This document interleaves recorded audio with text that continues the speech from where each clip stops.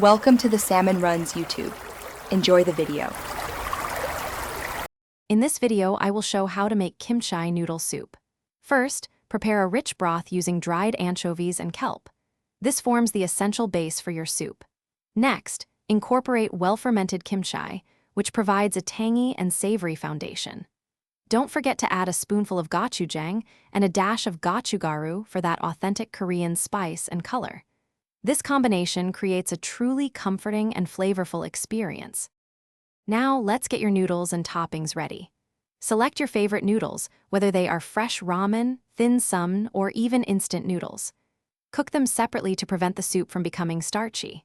For toppings, consider thinly sliced pork belly, tender beef, or firm tofu for a vegetarian option.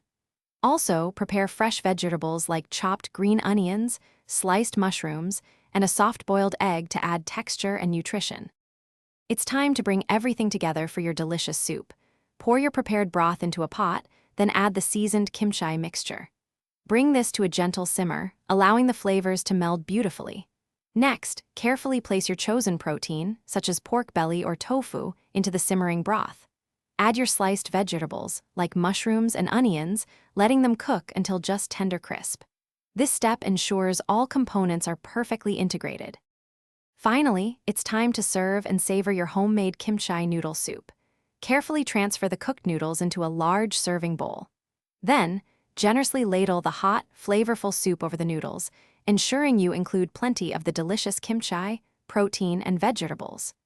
Garnish with a sprinkle of fresh green onions and a dash of toasted sesame seeds for extra aroma and visual appeal. Enjoy this warm, comforting, and spicy meal. Thanks for watching. Consider subscribing if we helped you.